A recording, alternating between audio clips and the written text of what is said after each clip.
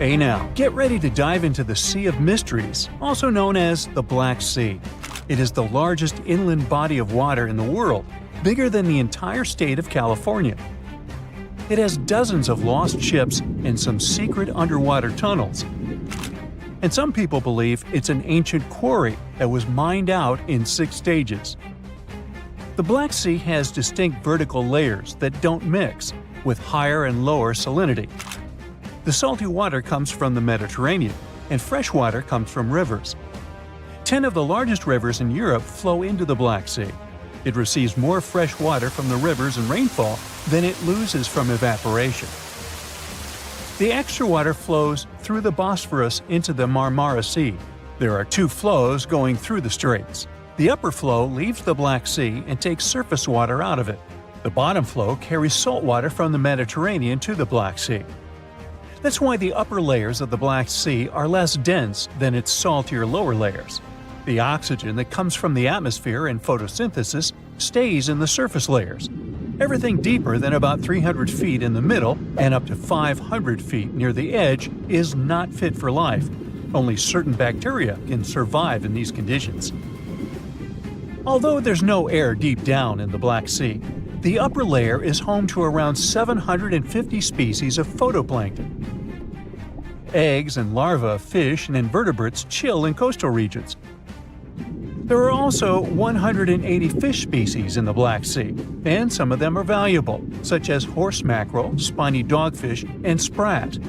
The water level in the Black Sea is always the same because there are no high or low tides, so the sea is always calm, quiet, and serene on the surface. But it has one surprise feature, an underwater river. It's a current of salty water flowing through the Bosphorus Strait and along the seabed. This amazing discovery was made by scientists from the University of Leeds and was announced in 2010. It's the first undersea river of its kind ever found. The river forms because salty water from the Mediterranean Sea spills through the Bosphorus Strait into the Black Sea, where the water is much less salty. The no-air zone of the sea is an ideal conservation chamber for what's hiding on its bottom. The Black Sea is like a treasure trove for shipwrecks, and we discovered it by accident. Some maritime archaeologists were studying sea levels to see how quickly the water levels rose after the last ice age, and they ran across over 40 previously unknown shipwrecks as a complete bonus. Researchers used 2 remotely operated vehicles to explore the seafloor and the wrecks. Thanks to it, we have a video and detailed 3D images of the ships that were stitched together from thousands of high-resolution photos. According to the New York Times, some of the standout discoveries among the 44 ships found include a medieval training vessel from the 13th or 14th century. Expedition members nicknamed another ship from the Ottoman Empire the Flower of the Black Sea for its beautiful petal carvings. The team also noticed unusual details on other ships, like coiled ropes, chisel marks, rudders, and other carvings. So far, they haven't announced any plans to excavate the shipwrecks, but the ships might be filled with historical treasures like books, parchments, and documents. It's worth a try to rescue them. The most extraordinary discovery in the Black Sea is what archaeologists believe to be the world's oldest intact shipwreck. It has been lying undisturbed for over 2,400 years. This ancient Greek vessel, 75 feet long, was found with its mast, rudders, and rowing benches all still in place, over a mile beneath the surface. Researchers believe the ship was a trading vessel, like those depicted on ancient Greek pottery, such as the Siren vase in the British Museum. This vase, or vase, dating from the same period, shows a vessel carrying Odysseus past the Sirens. The team took a small piece for carbon dating, and the results confirmed it as the oldest intact shipwreck known to humankind. The fact that it's so elaborate and well-preserved deserves a standing ovation for shipbuilders of the ancient world. Without microbes, worms, or other creatures to eat away the wrecks, it's no wonder the ships are in almost perfect condition. If the Titanic had sunk in these waters, we would have found it in a much better state now, not being eaten by nasty underwater microorganisms. Now, there's an interesting theory called the Black Sea Deluge hypothesis. which suggests a huge flood happened around 7,500 years ago. Two geologists in the 1990s suggested that at the end of the last ice age, when the Earth's climate was heating up, ice sheets were melting and sea levels were rising. The Black Sea was a much smaller freshwater lake. It was separated from the Mediterranean Sea by a natural dam at the Bosphorus Strait. As global sea levels rose, the Mediterranean overflowed into the Black Sea basin. They suggest the sea level rose by 6 inches every day, flooded coastal settlements, and changed the environment for good. Samples from the Black Sea floor show a sudden shift from freshwater to marine species around that time, which means there was a rapid influx of salt water. Underwater surveys have also found what look like the old shorelines and human-made structures. So, people were living in areas now submerged by the Black Sea. Plus, the timing of this flood matches up with known patterns of human migration into Europe, Asia, and Africa. They also say this flood could be the terrible flood from the story of Noah's Ark. Critics of the deluge theory say the evidence isn't as straightforward as it seems. Some think the transition from freshwater to saltwater in the Black Sea was more gradual than one sudden flood. They're also debating if people left the settlements before they went underwater or as a result. An old chronicle that's been around for about a century says there were 2 underground tunnels starting in what is now Romania and Bulgaria and stretching all the way under the Black Sea to Turkey. Back in the day, peasants used these tunnels to move their flocks of sheep to the Ottoman Empire and countries on the Asia Minor Peninsula. Who built these tunnels and why they run under the sea is a complete mystery. At some point, the entrances to these tunnels were sealed off for national security and were under tight guard. The security forces knew all about these massive tunnels and kept them off limits. In the 1980s, a group of people working on the Danube-Black Sea Canal accidentally found another entrance to these mysterious tunnels. This one was in a cemetery in a town of Romania. Canal workers used it to regularly cross over into Bulgaria. One more cool thing about these 2 tunnels is that some people think they were built thousands of years ago. If you ever try to dig a tunnel under the sea, you'll know how tricky it is even now with all the tech we have. So if the tunnels are really that old, whoever built them was super advanced for their time. Now, there's an urban legend that says that the Black Sea has its own version of the Bermuda Triangle. Fishers describe some wild whirlpool that appears out of nowhere and drags entire flocks of birds, ships, and even small islands under the sea. And once, things got even wilder with a ship that vanished under weird conditions in 1944. It was during daylight, and some black fog with green flashing sparkles suddenly surrounded the vessel.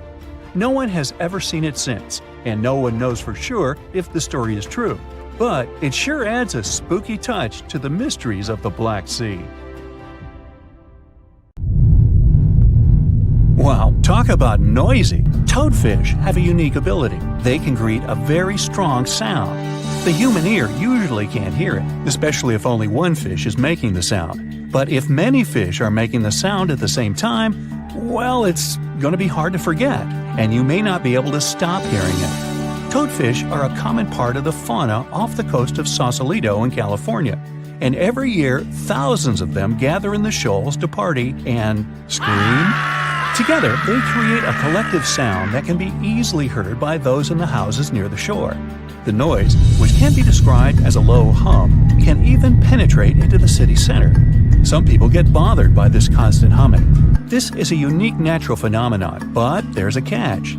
At some point, the fish swim away from the shore, but the sound remains. Also, scientists have proven that this fish-made noise can't spread through the city, and many residents of the coastal areas don't hear it. But still, some people continue to hear this strange hum. In a similar case, imagine that you've moved to a small village in Scotland. You rent a house, have dinner, and go to bed. As you're settling into sleep, a strange hum permeates your room. It sounds like someone started their truck somewhere in the distance. The sound is similar to the sound of a low, loud bass that comes from a speaker. The hum keeps you awake. You get migraines and even feel nauseous. In the morning, you find out that some other locals also hear this terrible buzzing. They tell you about a huge factory located nearby.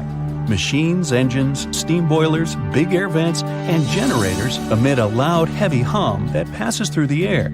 Sound waves spread throughout the village and annoy people with a sharp sense of hearing. You've been hearing this sound for several days and suffering from insomnia. Then, one day, the factory goes bankrupt. All the workers leave their positions and turn off all the engines and fans. Great, you'll finally sleep in peace. But you know what? The sound doesn't disappear. It follows you wherever you are. And it's not about the factory or the fish or the truck engine. Imagine that you're walking down the streets of a small English town. There are a lot of planes flying right above you. The hum they make follows you. Even in bed you can hear it. You wonder if there's an airport nearby. You ask the locals and find out there's not even a runway here. But where does the sound come from? You raise your head to look up and see a clear sky. There are no planes, but there's noise. And you're not the only one who hears it. Some locals are sure that the hum comes from high-speed traffic on the highway. Thousands of cars drive in two directions and leave massive sound waves behind. But at night, there are no cars there, and the sound remains. Maybe you're going mad. People's stories about the hum save you from this madness, and it's not just the residents of this town that know about it. About 4% of people on the planet hear the hum. Strangers tell each other about the hum that prevents them from sleeping and concentrating on something. The sound follows them everywhere and doesn't stop. Some people hear it in certain places, so they move to other cities. Maybe you're hearing it right now and not paying attention. But be careful. If you recognize it once, you won't be able to stop hearing it. There's a website and a forum on the internet dedicated to the hum. People from all over the world put geolocations in places where they heard this mysterious phenomenon. You can find thousands of these coordinates on the site and even add your own. People describe different levels of noise and share their sources. Some theories say that the hum is the sound of our planet coming from the core. Someone else is sure that it comes from the atmosphere. Scientists have even been consulted, but they also don't know the reason for this phenomenon. People use high-frequency microphones and amplifiers to record the hum. Almost everywhere, they detect a low-frequency vibration that is practically impossible for the human ear to catch. It mixes with the sound of cars, printers in the office, and subway trains. Sometimes people stop hearing it, but the hum increases when they lie in bed. Many records about the hum say that people hear it in industrial cities. Sometimes these sound seekers manage to find the source. They ended up being factories with running generators where the sound was getting into the ventilation system and where the fans spread it outside the building. When the generator stopped working, the sound disappeared. But these are rare cases. More often, no one can find the source of hum. One of the most famous places where you can catch it is in the city of Taos in New Mexico. About 2% of locals hear a strange buzzing every day. Some tourists experience it too. Scientists came to the city to study this mystery, but found no explanation. Some theories say the usual acoustics of this place cause the hum. Some folks think it's just a hallucination or the power of suggestion. Everyone talks so much about the hum that the brain creates an illusion of a sound that doesn't exist. Locals believe the nature of the buzzing is mystical and associated with bad spirits. Whatever it is, no one has found out the truth yet. The hum that people hear all over the world may be the result of seismic activity in the tectonic plates under the ocean waters. Huge chunks of the Earth's crust are slowly moving and colliding with each other. This creates a noise that reaches us in the form of a hum. But why do only a few people hear it? Perhaps about 4% of the world's population has a unique sense of hearing. In any case, scientists haven't been able to confirm the tectonic plate theory either. Some researchers point to submarines as the reason. They use low-frequency radio signals to communicate around the world. These signals spread over the surface and can affect the human body. When the ear catches these sound waves, it reacts and causes vibrations similar to humming. This happens because low-frequency sound energy collides with the soft tissues of the skull and stimulates the auditory nerve. In fact, it's not even a sound. It's a hallucination that is created by your brain. But still, no one can confirm this theory either. Perhaps thunderstorms can create the hum phenomenon. About 8 million lightning strikes hit the Earth every day. Some impact creates a powerful electromagnetic charge. Lightning penetrates the air and makes it resonate between the Earth's surface and the ionosphere. Yeah, it sounds complicated, but the principle is simple. Imagine that you're blowing onto the neck of a bottle. Hear this low hum? Lightning works similarly with air. And that's just one hit. Imagine millions of these strikes. The sound waves spread all over the planet, and some people hear them. Lightning constantly strikes all the time, so the hum never stops. In 1973, scientists put forward a theory that the reason for the hum is the jet stream shearing against slower-moving air. In simple words, wind and fast airflows intersect slower ones. As a result, a whistling sound appears, and electric towers and power lines amplify it. By the way, the first reports of the hum appeared in the 70s. People learned about this phenomenon from the small British city of Bristol. Dozens of residents heard this strange noise in different parts of the town. In the beginning, they ignored it. Then the sound became increasingly more irritable. It prevented people from working and living their everyday lives. They couldn't sleep and couldn't concentrate on anything. There was a warehouse with industrial fans in a neighboring town. The locals were sure that this was the reason for the hum. The warehouse stopped working a few years later, but the sound remained. You may even be able to hear it right now if you visit the city. There are many theories about the hum, but you can reduce almost half of them thanks to one factor. Tectonic plates, seismic activity, lightning strikes, the Earth's crust, and resonating air are logical explanations. But look at all the records about the noise. People hadn't mentioned this until the 70s. If this phenomenon had appeared earlier, many newspapers would have written about it. Apparently, the hum is not a mystery of nature. Perhaps this is a consequence of all of our technological achievements. Factories, power lines, airplanes, cars, ships, trains, microwaves, and generators create an imperceptible background noise that most people ignore. We're so used to all these noises that we have forgotten what silence is. Perhaps our brain made the hum inside our heads to respond to our noisy world. If you start to listen carefully right now, what kind of sounds will you hear? Where are they coming from? And is there the hum among them? Octopuses have 3 hearts. 2 of them pump blood to the gills, while the bigger heart circulates blood to the rest of their body. They also have 9 brains. There's the large central one, but also each of their 8 arms has a mini brain of its own, which is why they can act independently. Since each arm has its own brain, the central brain only needs to send a higher-level signal to the arm. Things like, move to that nearby crevice, there might be a crab hiding inside. In the case of humans, the brain would guide and take control of each movement of our legs and arms. And with an octopus, arms act almost independently on their way to the crevice. It also tastes and feels with the suction cups on it. Since their arms are so independent, an octopus doesn't actually know where they are unless it sees them. The human body has an ability called proprioception. Thanks to it, we know where our arm is, even if we hold it, let's say, behind our back. 1816 is known as the year when summer didn't come. In April 1815, there was a massive explosion on Mount Tambora in Indonesia. It sent enormous clouds of volcanic ash up into the atmosphere. The majority of the northern hemisphere got covered with a shroud of dust and dirt and kind of refused to settle. In June of the following year, the cold winter didn't just come to an end. Frost damaged crops and snow and rain persisted during the whole summer. In Iceland, you'll find some of the most breathtaking sceneries on our planet. Jagged mountains, fjords, hot geysers, ice fields carved into the landscape. Stunning yet intriguingly black sand beaches, such as Reynisfjara Beach. Most of the sand on beaches is generally formed from rocks that have broken down because of weather changes and erosion through thousands or even millions of years. And on Reynisfjara, the sand is a striking black color, and that's because of volcanic activity. Lava came out of an erupting volcano, got to the surface, cooled, and then hardened in the Atlantic Ocean, creating such a fascinating black hue.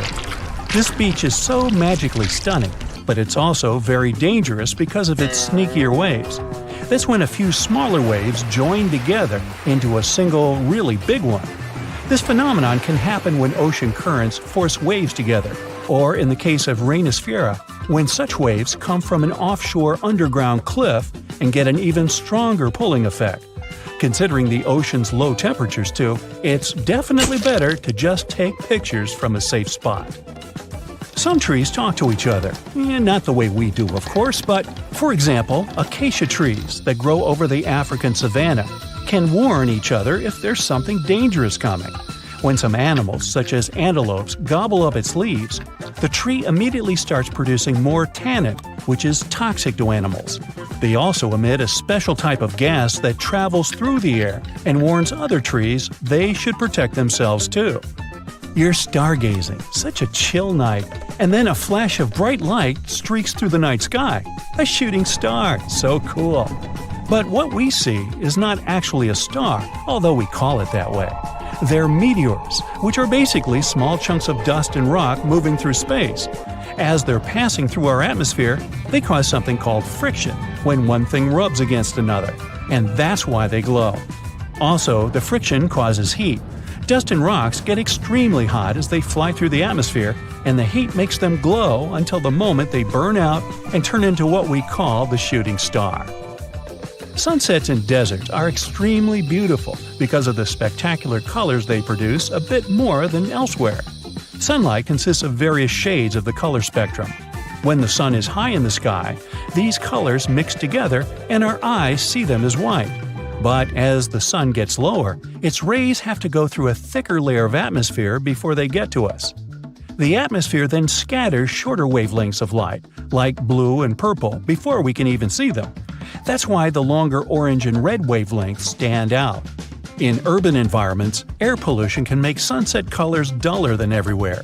The clean air in deserts allow the vivid colors coming from the sun to shine through at twilight. Also, the moisture, water vapor, and rain-engorged clouds can mute the sunset's hues. Since there's no rain, clouds are thin and wispy, so they filter and reflect sunlight instead of blocking it. Bamboo grows really fast. It's actually the fastest growing plant on Earth, sometimes growing about 3 feet in just one day. You can find it in dense forests, where only a little light gets to the ground, which means bamboo is under strong pressure to reach the sunlight as quickly as it can. There's an underground stem that connects bamboo shoots to their parent plant, so the shoot doesn't really need leaves of its own until it gets to its full height. Also, bamboo grows faster than other plants because it doesn't waste its time and energy on growing rings that thicken the stalk. It's just a thin, hollow stick that grows straight up. You'll notice some of the big trees have shallow root systems, sometimes even 10 inches deep in the ground. The roots generally need access to oxygen and water, and they can mostly find it in special underground pockets called soil pores. When a tree has ideal moisture and soil conditions, it can send roots deeper down under the surface and get what it needs. But most of the time, conditions are not perfect, considering bedrock, stones, and compact soil that physically prevents the roots from going down. Such obstacles also prevent the roots from getting the needed oxygen. So, when life gets tough, the tree will take an easier option. Its roots will stay close to the surface and spread out in different directions. Drought conditions are another reason trees can have shallow root systems. By staying closer to the surface, they can take most of the rainfall collection. Plants are exposed to the sunlight most of the time, but they still don't get sunburned. They appeared on land about 700 million years ago, and one of the key things they needed to survive was something that would protect them against the ultraviolet rays coming from the sun. Those in the sea had seawater as protection. UV radiation is mostly responsible for sunburn, so land plants developed a special protein that detects it.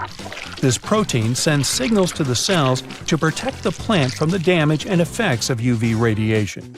Basically, it's like they produce their own natural sunscreen, but this still doesn't mean they're 100% protected. You know that common belief that if you water plants in the midday sunshine, this can cause their sunburn? Some think droplets of water act as tiny lenses and then focus the sunlight onto the leaf surface. But they're not strong enough to actually focus sunlight from a water droplet onto the surface of a leaf. It's just that their natural sunscreen doesn't mean total protection. Too much exposure to UV radiation damages cells in the leaves and bark of the majority of plants. Earth's core is as hot as the surface of the sun. You'd think it could easily melt our entire planet, especially since the core is only 1,800 miles away from the surface. If the sun were so close, we'd be like French fries. But we're alive because the center of the sun is surrounded by a mantle of rock that's mostly solid. The crust we walk on actually floats on that mantle and protects us. If the sun was close, we'd only have empty space to protect us, and you and I wouldn't be talking. Also, to melt the entire planet, you'd need way more energy than the heat in its core. As with many other crazy internet discoveries, it all kickstarted on Reddit with a wild post about wicked forest designs. Just take a gander on Google Earth and hit up the history tool to watch epic transformations from barren valleys to densely populated areas teeming with lush green tree plantations. Currently, Uruguay has approximately 2.7 million acres of artificial forests. Just to put that into perspective, it would take you around 15 to 20 minutes to walk across 1 acre, depending on how fast your pace is. You could spend a lifetime just walking around those artificial Uruguayan forests. But how did they emerge, and how did they reach this scale? So there's this process called afforestation, where trees are planted in previously non-forested areas. This initiative was implemented as part of a larger plan to increase the country's forest cover, resulting in Uruguay now exporting an impressive $2 billion worth of wood pulp annually. Despite native forests only covering 5% of the country, these artificial forests occupy a significant 6%. Another cool thing about these forests is that they have special trees that originally couldn't be found in Uruguay. It was decided to plant eucalyptus trees there, as they show impressive results in terms of how fast they grow. A tree can get through a whole cycle, from a little plant to one ready to be harvested, in as little as 10 years. Yeah, not as impressive as bamboo, that grows a couple of feet a day, but still faster than a common Uruguay tree called the Tree of Heaven, which takes about 25 years to get full-sized. By the way, it's considered pretty fast too. Now this funky forest in Japan is literally turning heads. In the Miyazaki Prefecture, there's a group of Japanese cedar trees that are causing a buzz with their unique concentric circles reaching toward the sky. A recent aerial photo captured these crop circles, and now everyone is scratching their heads trying to figure out how they came to be. But fear not, there's no extraterrestrial invasion involved. It turns out this cool formation was actually a carefully planned project from almost half a century ago.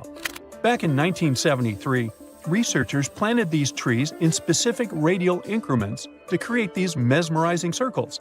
50 years ago, Google Earth was nowhere around. But looking at that forest, you might think that the Japanese have been preparing to boast their forest on the internet for half a century. Now, what's even more fascinating is how the trees grew in a curved shape, spreading out in an unexpected way. Originally meant to be harvested after 5 years, there's now talk of preserving this circular forest because of all the newfound interest.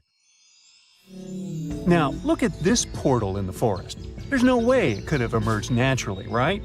If your first guess was that it was a piece of contemporary art, you were right.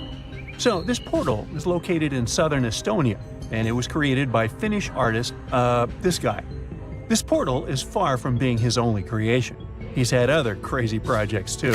Like, he once sailed to Estonia in a boat made of bark.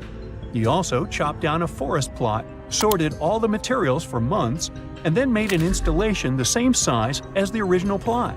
There was even a time when he cut a line in ice with a chainsaw and ended up in a freezing swamp. This guy definitely knows how to surprise people. Most of his works are nature-related, so you probably shouldn't be surprised that this forest portal is yet another creation of his. What do you think the artist wanted to convey through this portal? Let us know in the comments. Trees are something that are definitionally straight, right? Well, not as long as you're in the crooked forest in Poland. Near the ground, the trees there bend sharply to the north, then magically straighten back up after a little detour of 3 to 9 feet. It's like they're doing the limbo, but with trees. The mystery of how these trees ended up swerving like they're on a roller coaster is still unsolved. Some think humans might have intervened to create some funky furniture or boat-building material, while others blame it on a wild snowstorm. Nobody knows for sure. Regardless of how they got this way, the Crooked Forest is a hot spot for tourists and nature lovers. If you ever come to Poland, make sure to visit this nature's wonder. Welcome to the Goblin Forest, a magical section of East Egmont that will make you feel like you've stepped into a fairy tale. This enchanting forest, also known as the Kamahiwa, is famous for the abundance of gnarly kamahi trees that give the whole place an eerie yet stunning vibe. As you hike through the Goblin Forest, you'll be surprised by lush greenery, moss-covered trees, and falling rays of sun that create a truly enchanting atmosphere. It's a photographer's dream come true. Now, while you might not find real goblins or mythical creatures in the forest, yeah, I know, it's a bummer, you will still encounter a variety of native bird species. Birdwatchers will be in heaven spotting all the feathered friends flitting about, and all that alliteration. Plus, if you're lucky, you might even catch a glimpse of glowworms lighting up the trails. With a network of well-maintained hiking trails suitable for all fitness levels, the Goblin Forest is the perfect destination for adventurers looking for a magical experience in nature. So, grab your hiking boots and get ready to explore this enchanted forest of wonders. Monteverde Cloud Forest in Costa Rica is not your typical forest adventure. Think of high-flying suspension bridges and trails above the treetops. On foggy days, you can wander through misty clouds for a mystical vibe. This nature reserve is called a cloud forest, and it's a real scientific definition. Cloud forests differ from your average ones in several aspects. First, they're usually evergreen forests that are like tropical oases, with a constant veil of low-level clouds covering the canopy. The next thing that's different is moss. It's so abundant there that these places are sometimes even nicknamed mossy forests. Going back to Monteverde Cloud Forest, however, it's more impressive if you visit it on a foggy day. But even on clear days, the views of the lush greenery are absolutely stunning. Now, if a regular forest sounds a bit boring to you, our planet has something more fun to offer. How about an underwater forest? Whether you're a local Oregonian or just passing through, Clear Lake is definitely a dive spot you've got to check out. True to its name, Clear Lake lives up to its reputation, with crystal-clear waters boasting up to 100 feet of visibility. It's like swimming in a massive pool. But brace yourself, because it's a chilly 38 degrees Fahrenheit all year round. Nah, I wouldn't venture in there. It's more adapted for penguins, I guess. Well, never mind. This lake is special because of its history. It was formed over 3,000 years ago by volcanic activity that redirected a river, preserving ancient trees that you can still see standing tall underwater today. There's this section known as underwater forest, where you can see ancient trees deep down. An underwater forest walk sounds fancy, doesn't it? And in Madagascar, there's not a forest, but an avenue of trees. But the trees are so majestic, this avenue can rival with the coolest actual forest. I'm talking about these awesome, gigantic baobab trees. Picture this, an 850-foot stretch of road lined with 20 to 25 massive baobabs, towering at about 100 feet tall. In terms of height, it's as if this alley was packed with many Rio's Christ the Redeemer statues. Even a 6-foot guy would feel insecure there. And if you venture just 4 miles away, you'll find the Baobab Amaru, 2 baobabs that grew twisted together like a love story. Legend has it that they represent an impossible love between 2 young villagers who dreamt of a life together. Now they stand there, intertwined for eternity. The sea, this unrelenting water beast, has been defying all attempts to tame it for centuries. Many ships driven by the wind have gone through the harshest parts of the world. Some have survived the struggle with the sea, and many have come off second best. It's the year 1834. A ship called the Pilgrim is setting a course to sail from California to Boston. The journey will venture around South America and then past Cape Horn of Chile. Richard signs up as a merchant seaman aboard the Pilgrim. This is his first voyage at sea. The crew tells Richard stories of the Drake Passage off Cape Horn, a route that's legendary for its dangers. Countless ships and sailors have disappeared in those waters. Since Cape Horn's discovery in 1526, it's quickly become known to all those that have sailed around it as the ultimate test of any mariner's skill and of any ship's strength. Those that have survived the journey call Cape Horn a sailor's nightmare. Jack the helmsman, a salty veteran, steers the ship towards this most dangerous of all routes.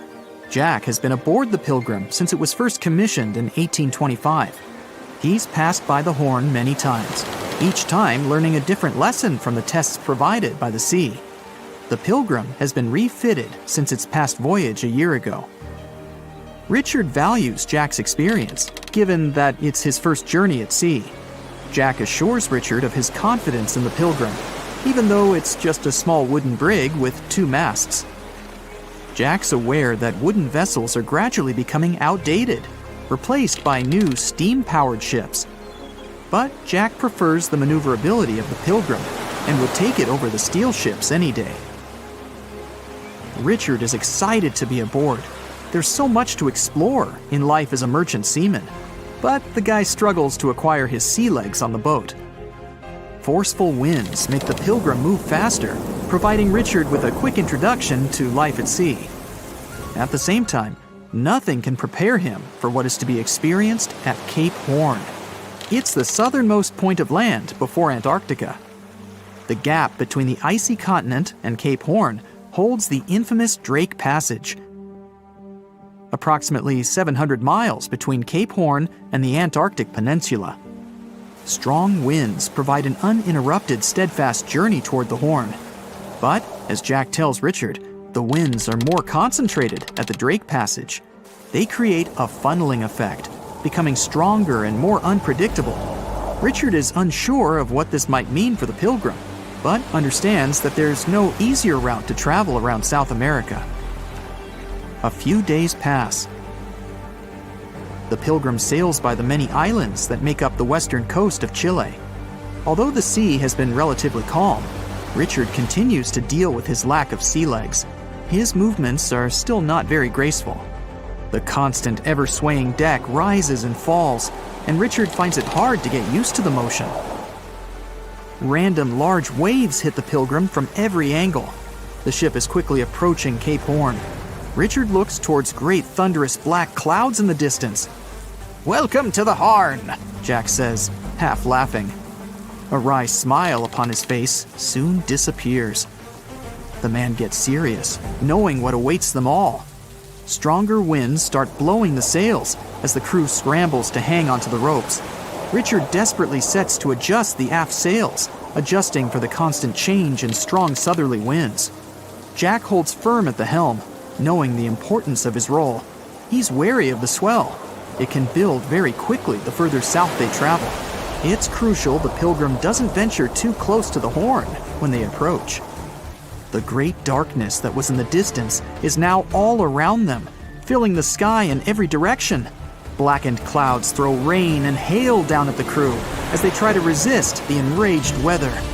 Jack is directed by the captain at the helm, changing the direction of the vessel. The temperature has dropped significantly. Barely keeping the water from his eyes, he turns toward the port side bow to provide his face a brief break from the torment of the wind. Looking out into the distance, the man sees the Horn standing alone, surrounded by mist. It's a haunting sight. He steers the Pilgrim along the face of the Horn, the distance getting shorter. The waves shrink in height since the depths become shallower. But these waves are much steeper, and their angle can cause more damage to the wooden vessel. Jack's unsure how much of these waves the Pilgrim can take before the hull is breached. Richard, still posted at the aft sails, watches the water and icebergs floating by. He's unsure how large they actually are, since they're mostly hidden underwater. But he knows to alert Jack if any get too close. Just one iceberg hitting the Pilgrim will be all that the hull can withstand. Dutifully, he watches over the side and into the distance. Icebergs aren't the only thing to look out for. Rogue waves are common in these seas as well. The connecting Antarctic and Pacific Oceans, mixed with stormy weather, form waves together. This creates much larger rogue waves. Such waves have been known to reach up to 100 feet tall. They can destroy most vessels in their path. It'll surely be the end of the Pilgrim if it comes across a rogue wave. Strong currents adjust the route of the Pilgrim, as though the horn is trying to lure the ship toward its rocky shallows. Slowly, they are getting pulled closer toward the horn. Jack is fighting the current at the helm.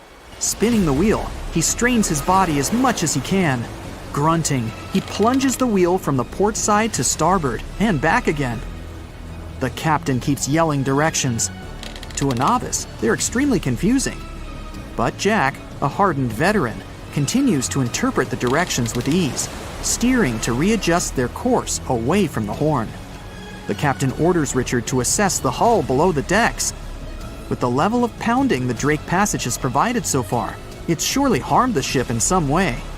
Richard runs to the deck as another sailor yells something at him, but the noise of the sea makes it difficult to hear. A wave hits the side, flowing onto the deck. Richard manages to hang on to the mast before he's almost swept overboard. The entire front deck seems to be underwater. Hanging on as the water rolls off the sides of the ship and waiting for it to clear, Richard watches the horn slowly go past. Still, it beckons toward the Pilgrim, as though asking for its dues from the crew. The currents are still pulling the ship, while the storm is raging on, with no end of the struggle in sight. The storm is growing ever larger and fiercer. Richard gathers himself to head below and assess the damage. After a slow descent to the lower decks, Richard can finally look over the hull from the ship's quarters. There's no damage from what he can gather. But he's shocked by the depth of the water inside. It's now at waist depth. Cups, amongst other things, float in the water. Even inside the ship, the guy can't escape the waves. Unable to make sense of it all, he stands frozen, listening to the almighty power of Mother Nature outside. The sea roars even more wildly, waves constantly thudding against the hull.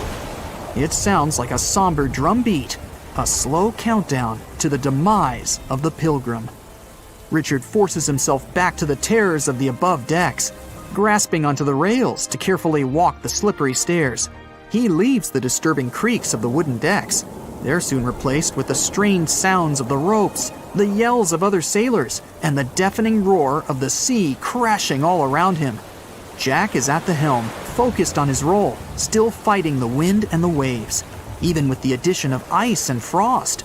It seems that the world around him has set its heart to distract the man from his duty, but Jack pushes on determinedly.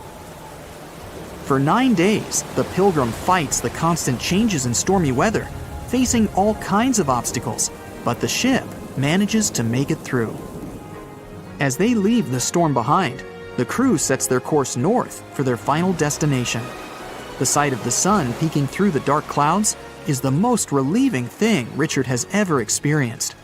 Unfortunately, Richard lost his rations at some stage during the storm. At sea, if your rations are lost, it's your own bad luck. Luckily, Jack is kind enough to share some of his. Welcome to the spectacular tale of the John Lawson house in New Hamburg, just 80 miles north of New York City. This 150-year-old home is known for its creepy mannequins that used to magically change outfits and poses on the front porch. Some say these mannequins were haunted by spirits from tragic events that happened nearby in the 19th century. Back in the day, the Lawson family built this historic home in a bustling Riverport village. Tragedy struck when a train accident and a destructive fire occurred near the house in the 1870s, causing chaos and taking many lives. The mysterious mannequins appeared without explanation, dressed in old-timey clothes and accessories. The homeowner was unknown when that creepy stuff was first noticed. Sometimes, mannequins would hold something in their hands, like books. Also, it seemed like those spine-chilling figures didn't fancy bad weather. They would vanish during storms and even face the sight of the lethal train accident. But suddenly, in 2016, the mannequins vanished without a trace, leaving behind a mystery that still haunts the John Lawson house to this day. Will they ever return? Only time will tell. Venice, the one in Italy, not a neighborhood in California, may be considered the city of love and all, but Pavia Island has a fishy reputation. Made up of 2 natural islands and 1 human-made one with wooden pillars and layers of earth, this place is like a creepy puzzle waiting to be solved. One island is covered in greenery, another has the main buildings, and the smallest is basically a fort. The island is now deserted with just a few lonely structures left standing. Rumor has it that about half of the land on the island is made up of human ashes. Yikes. According to stories, when a plague hit, the hospital had to figure out what to do with all the bodies. Supposedly, they ended up burning them. But some say that over 100,000 victims were actually buried in mass graves, called plague pits.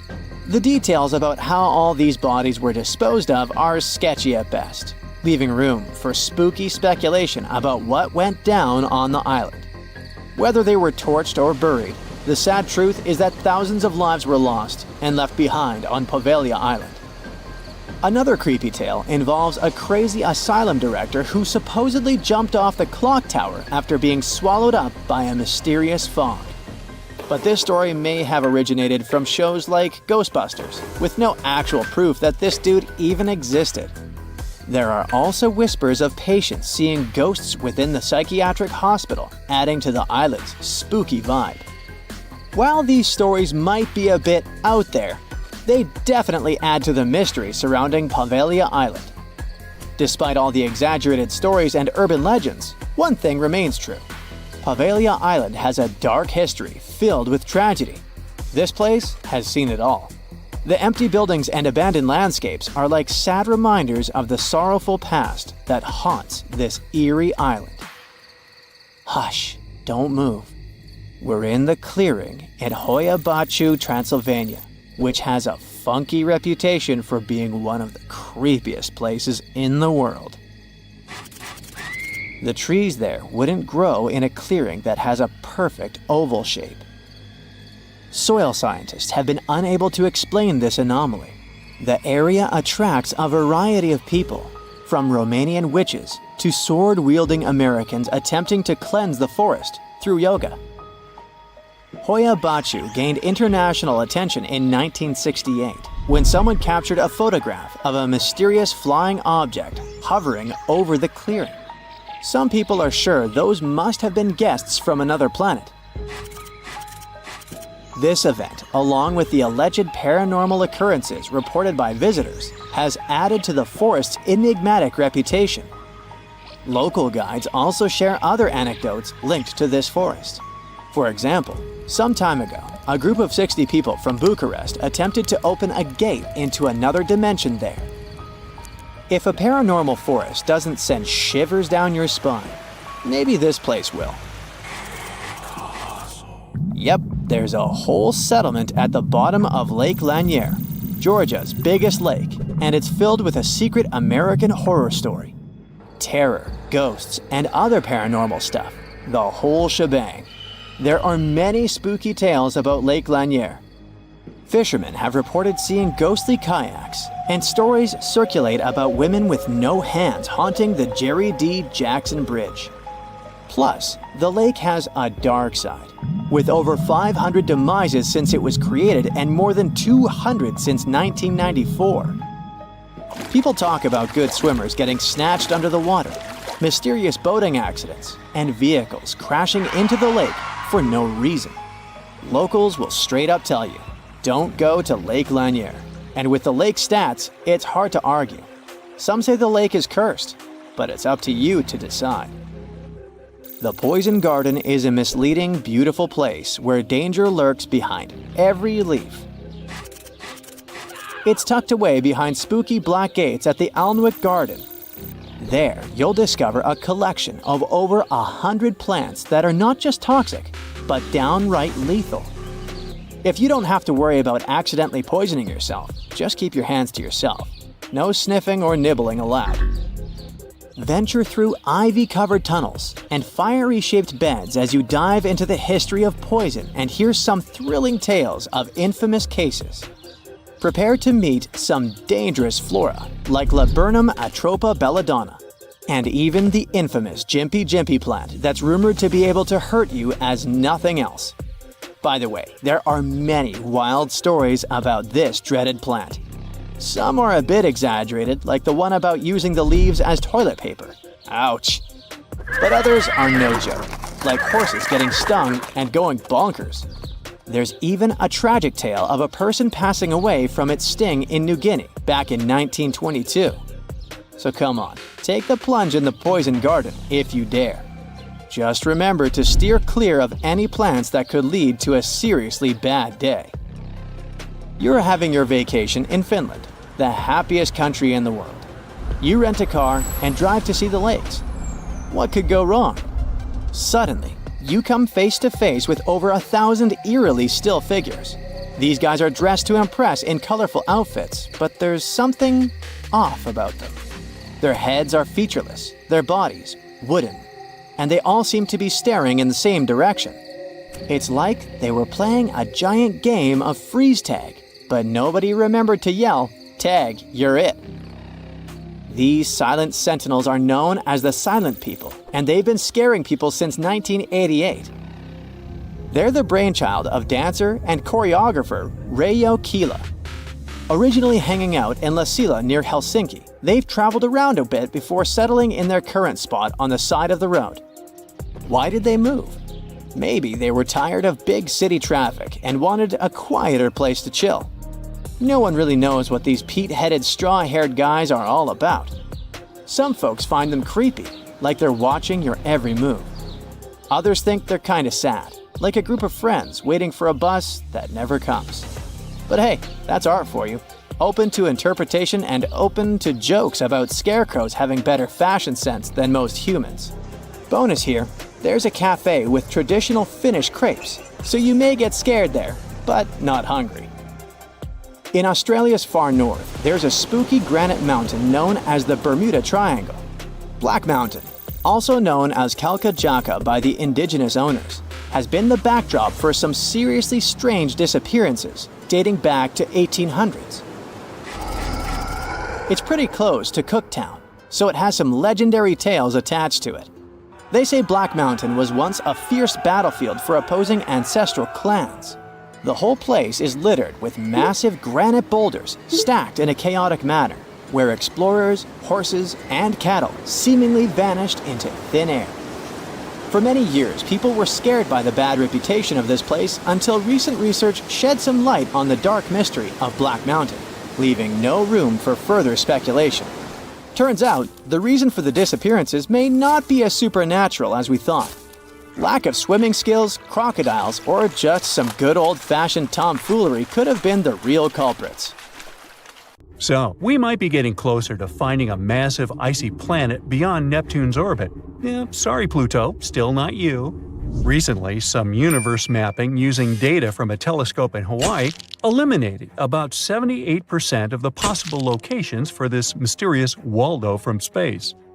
Some people call it Planet 9, while others prefer Planet X.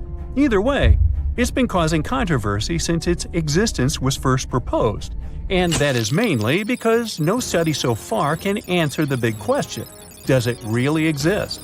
If discovered, Planet 9 would rank as the 5th largest planet in our solar system, with a mass 10 times that of Earth. It's also theorized to be gaseous, like Uranus.